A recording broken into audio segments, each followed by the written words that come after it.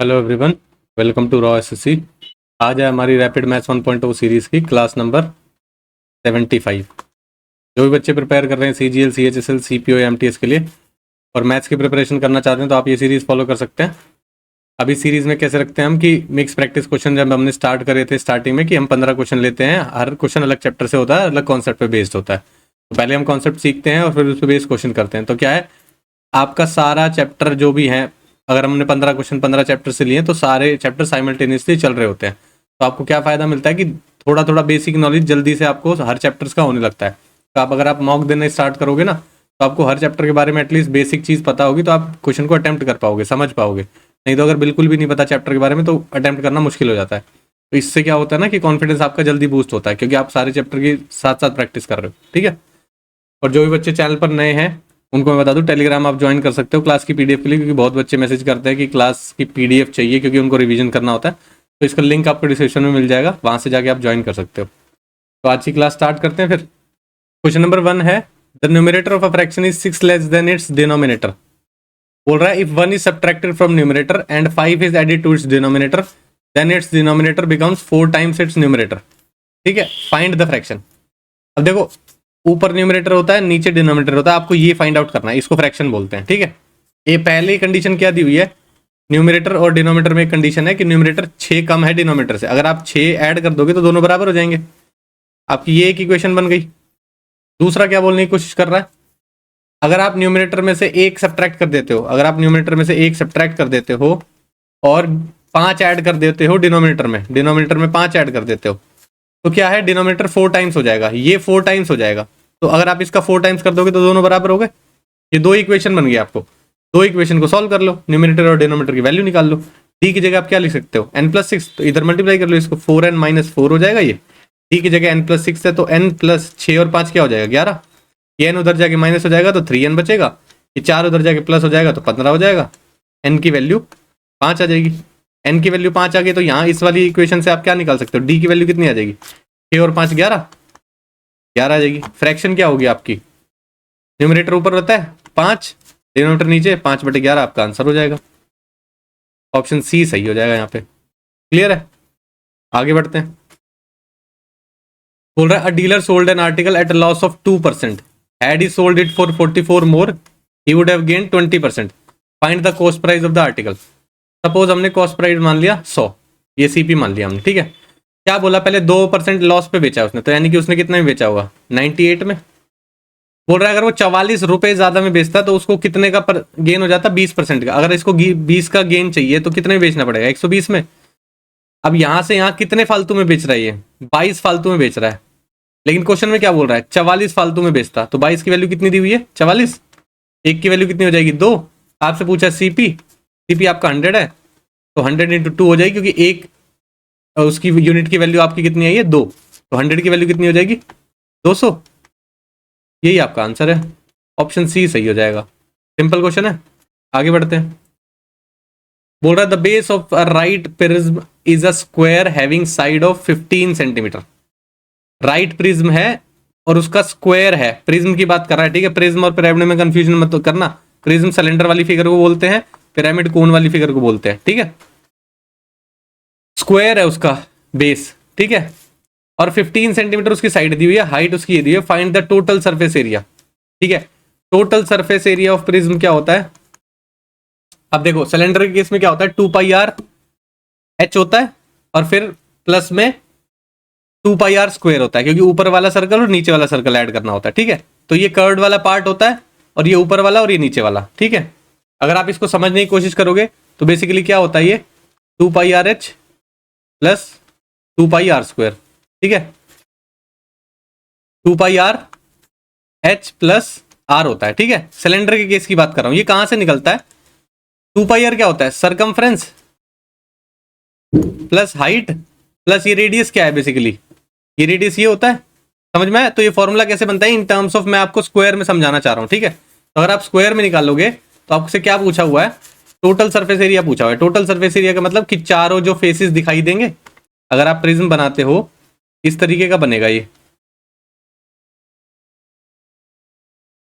सही है, तो ये 4 फेसेस होंगे इसके, 1 2 और पीछे और ये साइड में, और 2 ऊपर होंगे। ठीक है, अब देखना कि आपको क्या करना है। स्क्वायर है, पहले फिगर इमेजिन करना सीखो, ये भी हेल्प करता है आपको। हर बार फॉर्मूले पे जाओगे ना, फॉर्मूला भी याद होना चाहिए एग्जैक्ट निकालने के लिए, लेकिन आप फिगर जब तक नहीं समझोगे ना कि फिगर आपको दिखाई कैसी दे रही है, तो काफी क्वेश्चन ऐसे बन जाते हैं जहां पे आपको इमेजिन करना पड़ता है कि हाँ फिगर ऐसी दिखेगी, तो ये वाले सरफेस का एरिया पूछा हुआ है।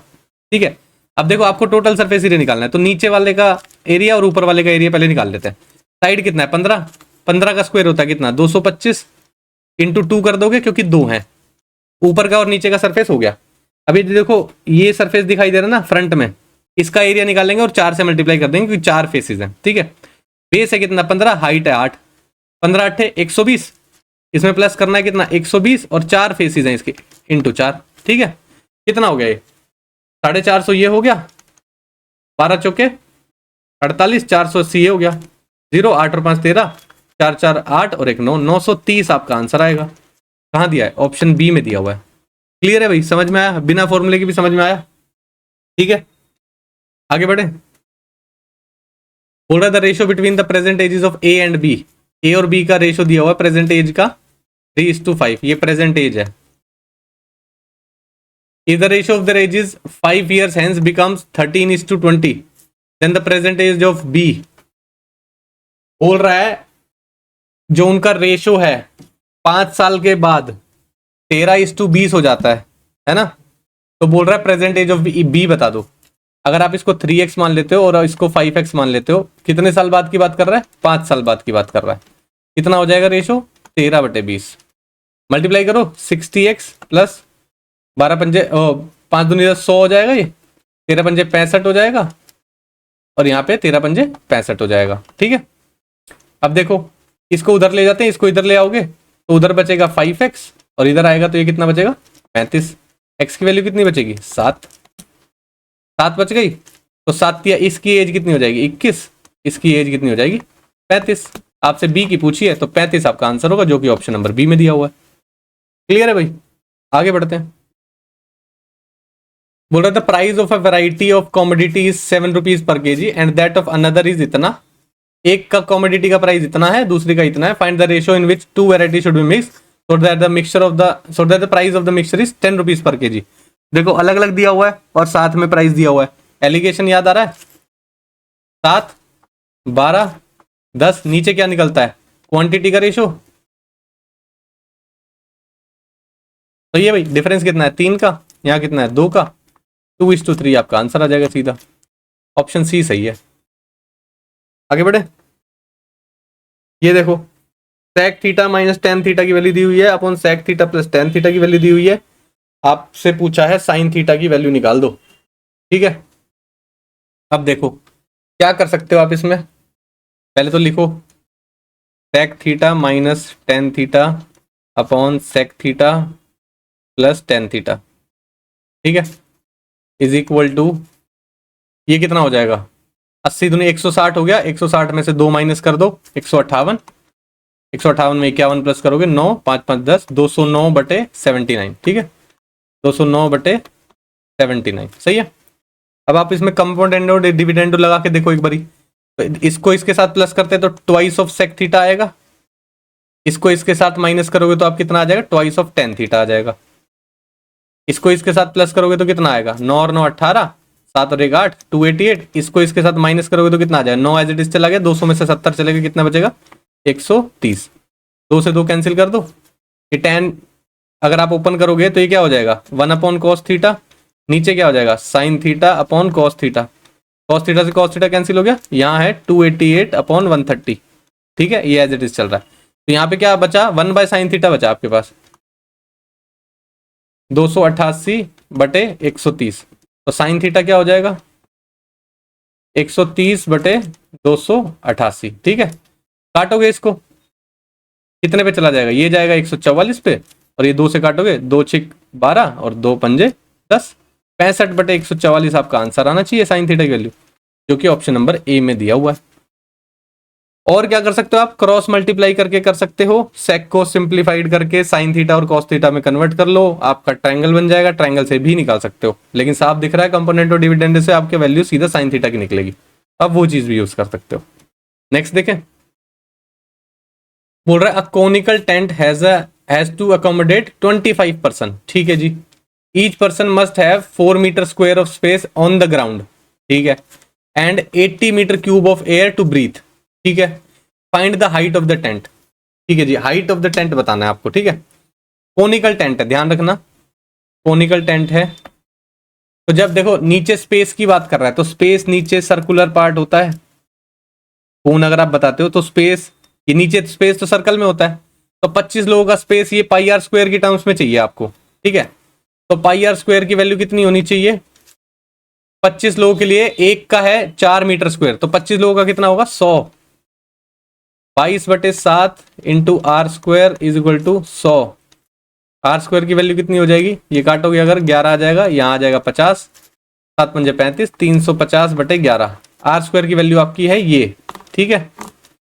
अब बोल रहा है हाइट ऑफ द टेंट निकाल दो, और एयर कितनी चाहिए उसको ब्रीथ होने के लिए? 80 मीटर क्यूब, ठीक है। 80 मीटर क्यूब यानी कि वॉल्यूम की बात कर रहा है, 1/3 पाई आर स्क्वायर एच की बात कर रहा है, ठीक है। एक के लिए चाहिए, 25 के लिए कितना हो जाएगा? 25 अट्ठे 200, यानी कि 2000। यहां से आपको क्या मिलेगा?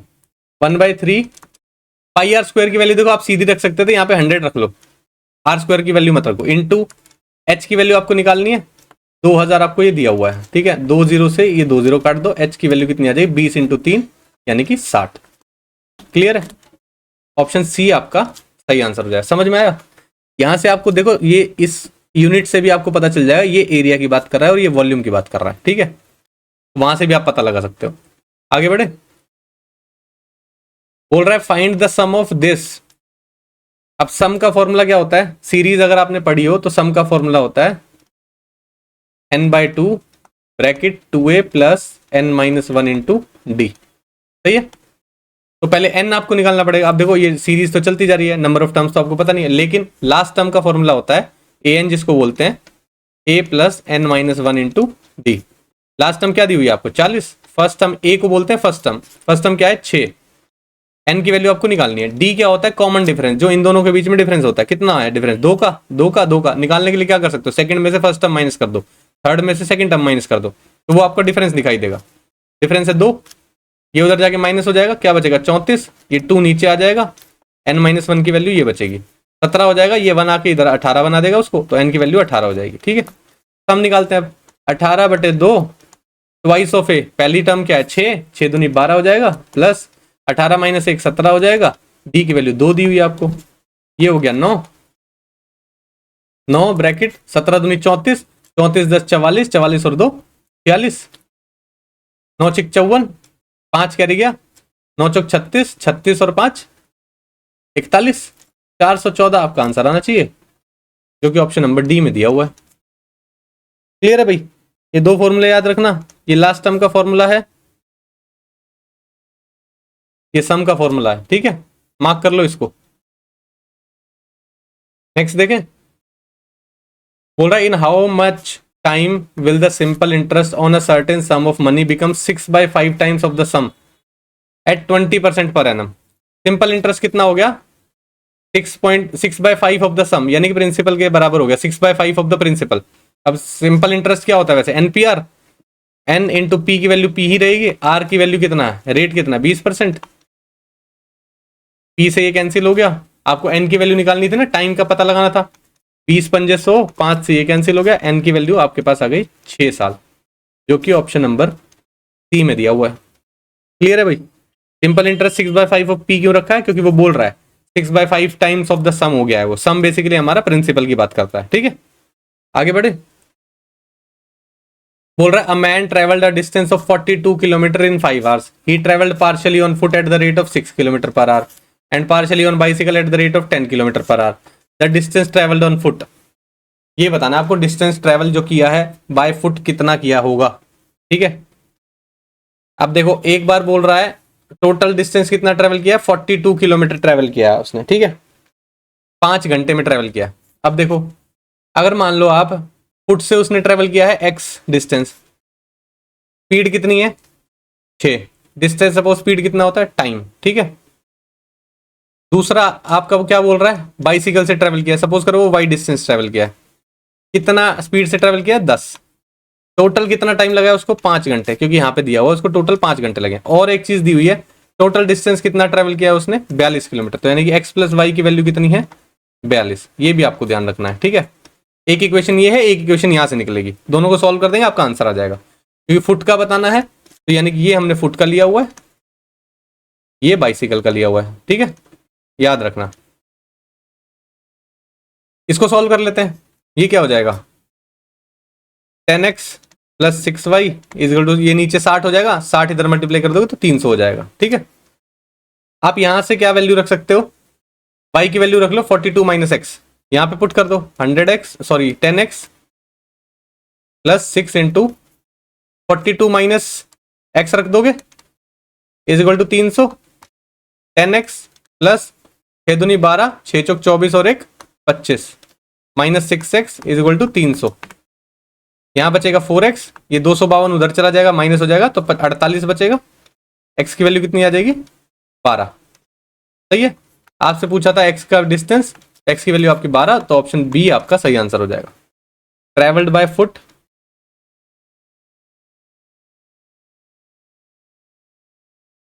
डिस्टेंस की बात कर रहा हूं मैं यहाँ पे, कितना आएगा, 12 किलोमीटर। क्लियर है, समझ में आया भाई, आगे बढ़े। ये देखो, what is the reflection of the point this in the line y is equal to 3। पहले ये लाइन समझो, देखो ये कैसे बनता है, आपका ग्राफ इस तरीके से होता है कुछ, इसको बोलते हैं 0 0, इसको बोलते हैं x एक्सिस, इसको बोलते हैं y एक्सिस। x एक्सिस पे सारी y की वैल्यू 0 होती है और ये पॉजिटिव x एक्सिस होता है, ये नेगेटिव होता है, यहां पर पॉजिटिव होता है और यहां पर नेगेटिव y एक्सिस होता है, ठीक है। नेगेटिव पॉजिटिव का मतलब क्या है, यहाँ पर 1 वैल्यू आएगी, 2 वैल्यू आएगी, 3 वैल्यू आएगी, तो यहाँ पर आएगी -1, -2 और -3, ठीक है। इस तरीके से होता है। अब बोल रहा है 5 और -3, 3 4 और 5, 5 और -3, y इधर चलेगा माइनस में, -1 -2 -3, 5 और -3 कहाँ आ रहा है, ये रहा पॉइंट, और 5 का ये रहा पॉइंट, यहां पर आ रहा है, ये पॉइंट है आपका 5 और -3। सही है, बोल रहा है इसका रिफ्लेक्शन बताओ y इज इक्वल टू 3 में। y इज इक्वल टू 3 कहां पे आएगा, यानी कि x एक्सिस 0 है, मतलब x की वैल्यू 0 है, ये 1 होता है, ये 2 होता है, ये 3 होता है। इस वाली लाइन पे ये एक लाइन है y इज इक्वल टू 3, इस लाइन को बोलेंगे y इज इक्वल टू 3। इस पे रिफ्लेक्शन बता दो इस पॉइंट का, तो रिफ्लेक्शन बनेगा दूसरी साइड, सपोज करो यहां की साइड बनेगा कहीं, ठीक है। कैसे बनाओगे आप, अब देखो ये चीज बोल रहा है y इज इक्वल टू 3, तो x की वैल्यू 0 होनी चाहिए, तो ये लाइन होगी, ठीक है।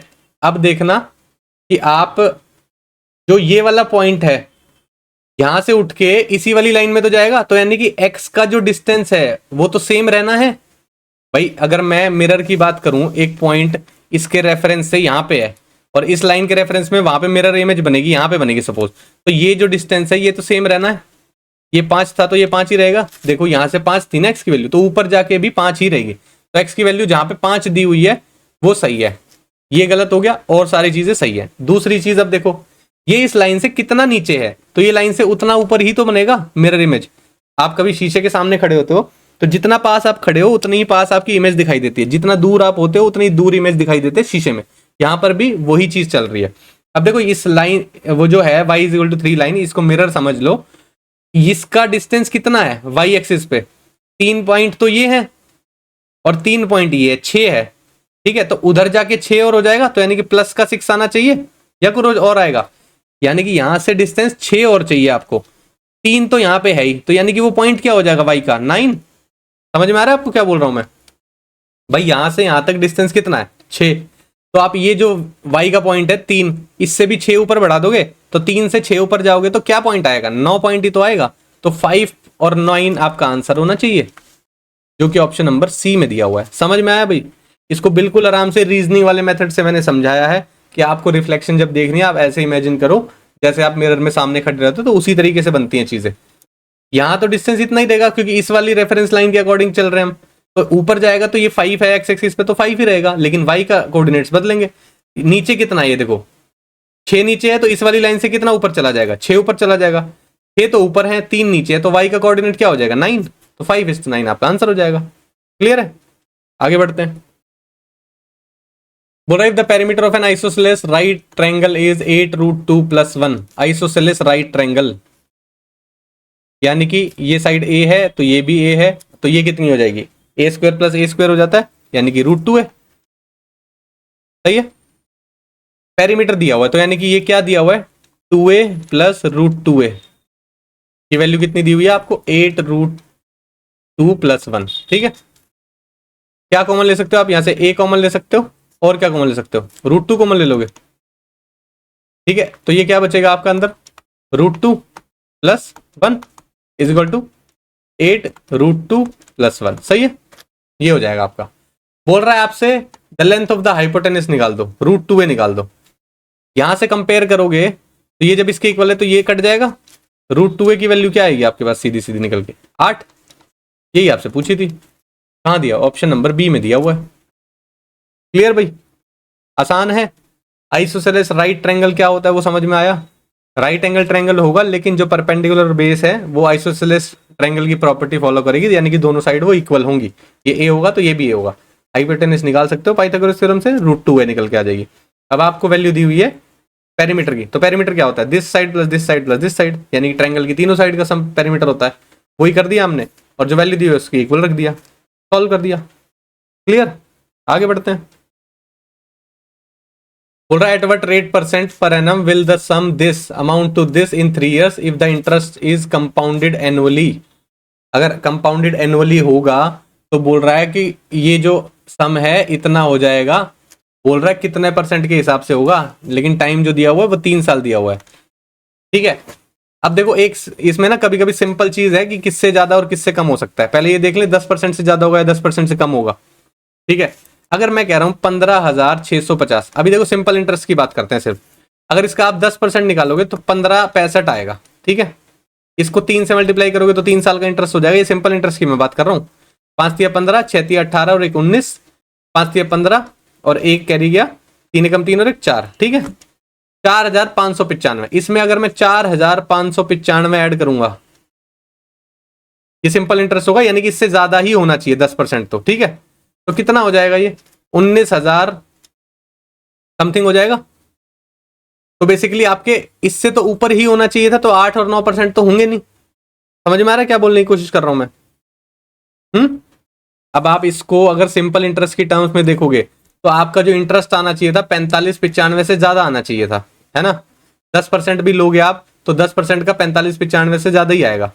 यहाँ पे देखो कितना डिफरेंस, आपको कितना इंटरेस्ट बनाना, 21,952। इस चीज को समझना, कभी कभी ना हर बार फॉर्मूला लगाने से आसान नहीं पड़ता, कभी कभी चीजें डायरेक्ट दिख रही होती है और आप डायरेक्ट टिक लगा दोगे, इसलिए मैं समझा रहा हूँ वो चीज। 15,625। ठीक है, 7 हो गया, 4 में से 2 गया 2 हो गया, और 9 में से 6 गया 3, और 15 में 21 में से 15 चले गए 6,000 चाहिए आपको। 4500 हो रहा है। मैं कह रहा हूं अगर थोड़ा सा और 10% भी निकालोगे आप इसका 1565 का, तो कितना होता है, 156 रुपए होता है। 156 और ऐड हो जाएगा, यानी कि 10% के हिसाब से 6 तो 1000 तो नहीं पहुंचने वाला, तो यानी कि आपका 10% से ऊपर आंसर होना चाहिए, तो यानी कि आपका 12% आंसर आएगा। समझ रहे हो क्या बोलने की कोशिश कर रहा हूं, इसका आंसर 12% आएगा। कैसे आएगा, अब आपको ये समझ में आ रहा है या नहीं आ रहा है वो समझने की कोशिश करो पहले, कि किससे ज्यादा और किससे कम वैल्यू निकलेगी। हमने बोला कि हम 10% मान लेते हैं कि शायद 10% के आसपास होना चाहिए, क्योंकि हमें दिखाई दे रहा है 1562 आपका आ जाएगा। 1562 समझ लो, 1565 समझ लो, 62 लिख लेते हैं चलो। ठीक है, क्योंकि यहाँ पे 15,625 था। ठीक है, 15,625 है, तो अगर आप 1562 पॉइंट समथिंग आएगा जो आपका आंसर, 3 दूनी 6 कर लो इसको, 6 18, 5 से 15 और 1 16, 3 एकम 3 और 1 4, 40 आएगा।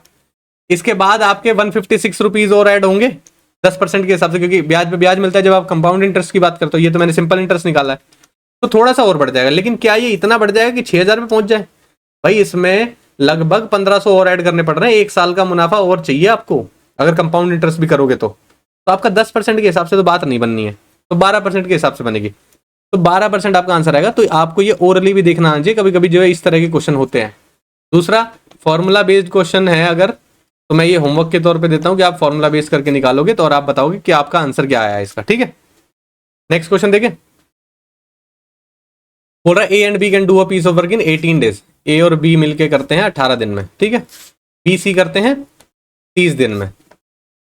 ए is twice as good as workman as C. A की एफिशिएंसी 2 है तो सी की कितनी है, 1 है, ठीक है। Find in how many days B alone can do the work.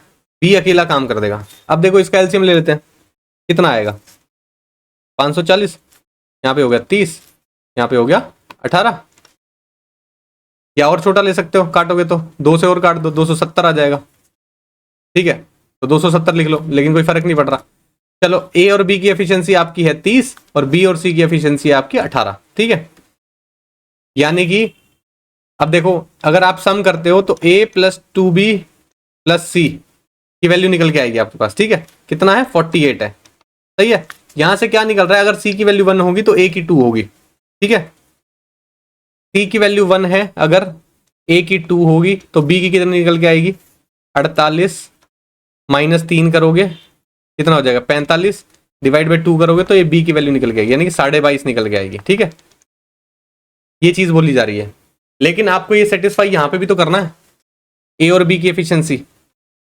समझ रहे हो क्या बोलने की कोशिश कर रहा हूं मैं? या इसको और सिंपल तरीके से कर लेते हैं। देखो दूसरी चीज बताता हूं आपको एक और, इसको सिंपल छोटी टर्म्स में लिखो ताकि आपको शुरू में समझ में आ जाए।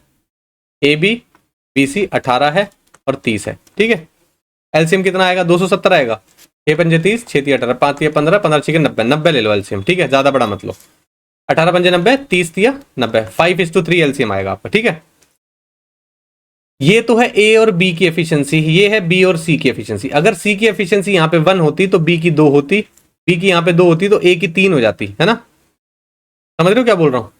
यहाँ पे अगर सी की एफिशिएंसी 1 है तो बी की हो जाती 2, बी की होती 2 तो यहाँ पे बी की एफिशिएंसी भी 2 हो जाती, लेकिन ए की एफिशिएंसी हो जाती 3, तो नई बात बनती, ठीक है। अब देखो यहाँ पर अगर मैं बोलूँ सी की एफिशिएंसी अगर आप 2 करो तो ए की एफिशिएंसी 4 आएगी निकल के, है ना। सी की एफिशिएंसी आपने करी 2 तो बी की कितनी बची 1, यहाँ पर बी की कितनी बची 1, 1 बचेगा तो 5 में से 1 चला गया तो इसकी एफिशिएंसी कितनी बची 4, मिल गया, हो गया सेट पैटर्न।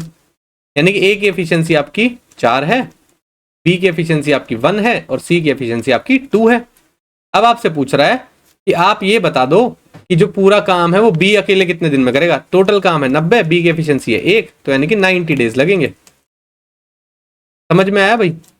ऑप्शन डी आपका सही आंसर हो जाएगा। क्लियर है? इस एफिशिएंसी के रेशियो के हिसाब से आपको ये देखना पड़ेगा कि किसकी कितनी एफिशिएंसी आ रही है।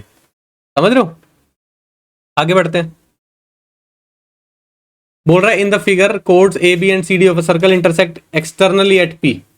ए बी की वैल्यू दी हुई है कितनी 4, सी डी की वैल्यू दी हुई है 11, पी डी की वैल्यू यहां से यहां तक कितनी दी है 15, तो ये 11 हो गया तो ये बची 4 यहां से यहां तक। आपसे पूछा है इसकी वैल्यू निकाल दो। P A into P B is equal to P C into P D का फॉर्मूला पता है, वही लगेगा इसमें। पी ए की वैल्यू है x, पी बी की वैल्यू है x plus 4 is equal to P C की वैल्यू 4 और पी डी की वैल्यू कितनी 15, ठीक है। 15 चौके 60 हो गया, x इंटू एक्स प्लस 4 हो गया। अब आप x की वैल्यू क्या रखोगे कि आपका मल्टीपल वो 60 आना चाहिए, ठीक है। देखो 10 रखोगे अगर आप तो यहाँ पे 14 हो जाएगा, 140 हो जाएगा। 8 रखोगे, 8 और 4 12, 12 8 96 हो जाएगा, ठीक है। दूसरा आपसे वैल्यू पीबी की पूछी है ना पूरी पूरी, x प्लस 4 की वैल्यू पूछी है आपसे। देखो यहां से यहां तक पूछा है, सिर्फ x की वैल्यू नहीं पूछी है, ठीक है। तो आप देखो सेटिस्फाई करने की कोशिश करो। अगर आप देखो सिंपल सी बात है 5 रखते हो यहाँ पे 9, ये 9 बन जाएगा, 9 पंजे 45, तो यानी कि 5 से बात नहीं बन रही, 6 से बात बन जाएगी। साफ साफ दिख रहा था वैसे भी 6 से बात बन जाएगी। ये 6 होगा तो ये अंदर वाला 10 हो जाएगा, तो ये 60 के इक्वल हो जाएगा। तो x की वैल्यू कितनी आ गई 6। यहाँ पे अगर आप इसकी वैल्यू 6 रखोगे तो पीबी की वैल्यू कितनी है 6 और 4 10, यानी कि ऑप्शन नंबर डी आपका सही आंसर हो जाएगा। इस क्वेश्चन को इसी तरीके से करते हैं। यहाँ पर जो इक्वेशन होती है ना उसको क्वाड्रेटिक इक्वेशन बना के सॉल्व मत करने लग जाना। यहाँ पर जो डायरेक्ट ऑप्शन दिए, देखो यहाँ पे तो पीबी की पूछ रहा था, कई बार पीए की वैल्यू भी पूछ देता है सीधी, तो आपको ऑप्शन में से मिल जाए कि क्या मेरे को ट्राई करना चाहिए। अगर नहीं भी मिल रहा, आपको पीबी की वैल्यू पूछ रहा है तो आपको दिख तो रहा है सब सब, क्योंकि इतना बड़ा नंबर जाता नहीं है। आपको यहाँ पे ये नहीं बोलेगा ना 240 उसकी लेंथ थी, 325 उसकी थी, इस तरह के नंबर्स नहीं आते हैं। समझ रहे हो? इस तरीके का आएगा छोटा नंबर, तो आपको देख के पता चल जाए कि आप एक्स की वैल्यू क्या लेट कर सकते हो। क्लियर है भाई? समझ में आया? तो ये था आज का लास्ट क्वेश्चन। किसी क्वेश्चन में अगर डाउट लगता है, और दूसरा एक होमवर्क दिया है मैंने, फॉर्मूला से आपको करके दिखाना है वो कंपाउंड इंटरेस्ट का क्वेश्चन, ठीक है। कौन सा है? Question number 13। होमवर्क है क्वेश्चन नंबर 13, कमेंट सेक्शन में बताना है कि क्या आंसर आया, कैसे आया आपका, ठीक है।